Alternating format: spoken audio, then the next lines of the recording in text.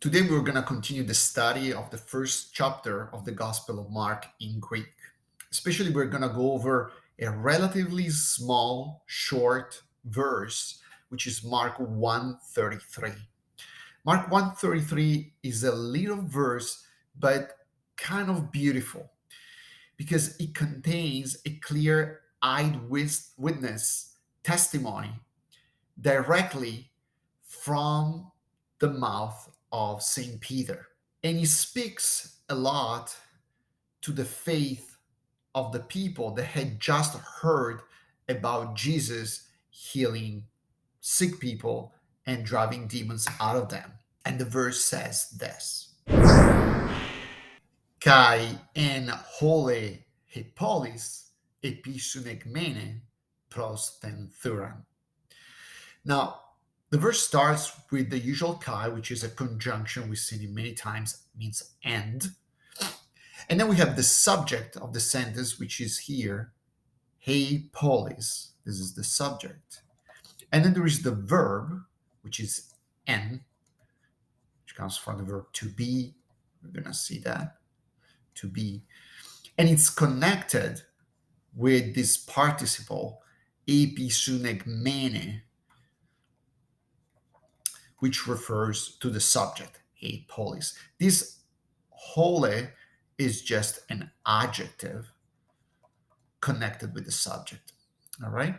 So subject with an adjective and the verb connected to the participle. And then we have this prepositional phrase, prostenthuran, where pros is the preposition, ten is the usual definite article, and thuran is the object of the prepositional phrase that indicates motion toward. All right. So now that we understand the grammatical structure, let's try to quickly translate the verse. All right. Let's start from the subject.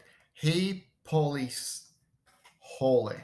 Now, hey is the definite article, the, in the feminine singular, in the nominative case, because it's the subject. And it refers to polis, which is feminine singular in the nominative case because it's the subject. So what is polis? Polis is the city. Okay, the city. Think about all the English words like politics comes from the Greek word polis, referring to the city, to the government of the city. Polis is how we govern the city, and so on. So the city, and what city are we talking about? Well, they were in Capernaum. It was the city where Peter and Andrew had their house. All right. So it's the city of Capernaum. And hole, it's an adjective that means all, or whole, or the entire. All right. Entire. So the entire city, the whole city, everybody in the city. That's the meaning. So, and the whole city, and this is the verb to be, we said, in the imperfect tense, in the third person singular, was, right? And the whole city was, and the participle is here, and it's gonna give us the idea of what the city was doing. All right, was doing what? Episunegmen. It's a pretty difficult word to pronounce because it's compound. It's made up of different pieces. All right. So there are two prepositions baked in this verb. There's the preposition epi, and there's the preposition sun. Now let's talk about this. And then there is the base verb. But first, let's talk about the two prepositions. We know that the preposition usually are put in front of verbs to specify better the meaning of the verb. So that's happens all the time in Greek. There is a base verb that has a base meaning, and then this base meaning is literally tweaked a little bit based on the preposition that you apply on top of the base verb. Here we have two prepositions. That's not common. All right. So the first preposition is epi. Now, epi means upon, all right? It means upon, means on, means in, means at. The idea is that you are in a certain place, All right, that's the idea of epi, there in a place. Okay, so indicates the place where you are. Then you have the preposition soon, which means with, okay, or together. All right, so indicates the fact that you are not alone. So epi and soon put together, these two prepositions tell us that the whole city was in a certain place and all together. Now, what about the base verb?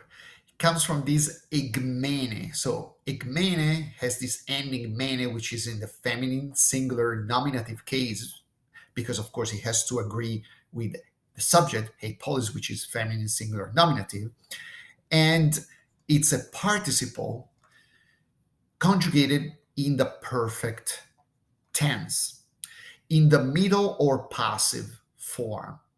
What is the verb?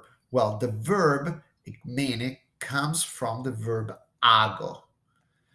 We've seen this verb before. The verb ago means to lead, all right? To lead or to take, especially used for people. When you lead, when you take somebody somewhere else, ago is the verb that it's commonly used in Greek. So the meaning of this epi sunegmene, it means that the whole people in the city were led in that place all together. So we can say they were gathered there. All right. So we can translate episunegmene as gathered. So, and the whole city was gathered. Where?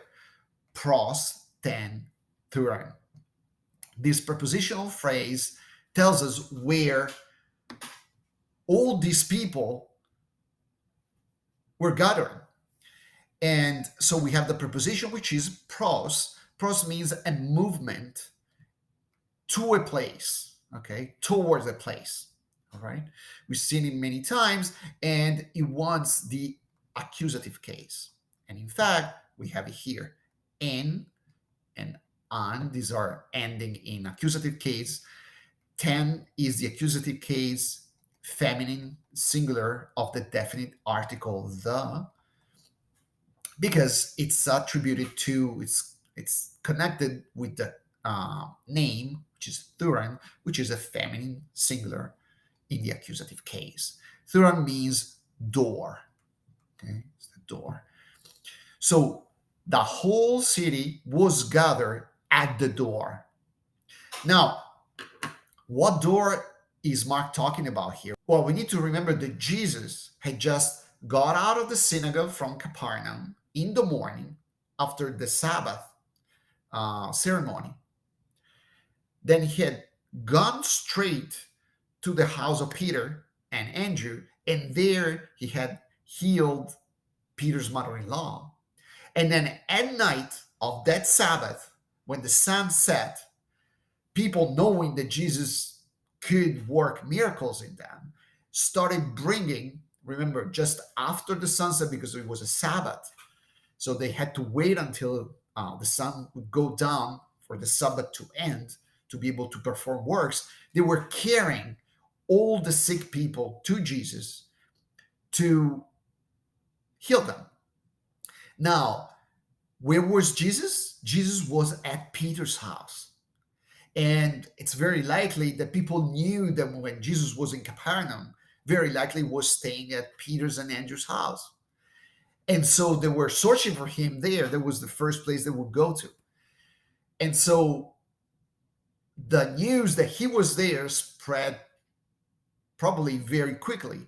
And so you have this beautiful image that Mark is depicting here of the whole city at night just gathering at the door of Peter's house. Why am I saying that this is a beautiful little verse that comes right from the mouth of St. Peter? Because this verse, Mark 1:33, is only found in Mark. Luke and Matthew, the other synoptic gospel, report the fact that Jesus healed a lot of people, that Jesus healed Peter's mother-in-law, but they don't give this detail of the fact that All these people were gathered at the door. Well, why? Because we know that Mark um, is reporting his gospel, all the things that he heard from Peter. This was Peter's house. So it's very likely that Peter remembered exactly this episode and remember how all these people were gathered at the doors of his house. This is not just a door. This was the door of his house, of St. Peter's house. And probably he had never experienced anything like that. Like the whole city out of the door of his house. Can you imagine that? All right. So this is a very cute verse, but it's very clear that this is just from Mark and this is just from Peter, from an eyewitness testimony of this episode. But there is more to this. This could also be a beautiful metaphor that is going on here. All these people are gathered at the door. Remember the image of the door? Remember what Jesus says in John 10:9? Ego eimi ehe thura. I am the door. Thura is the same one. I am the door. Diemu through me, and this whoever goes through, so will be saved. So all these people gather at the door. There's this image of the door, and Jesus is the door. If you go through that door, if you pass through the door, you will be saved.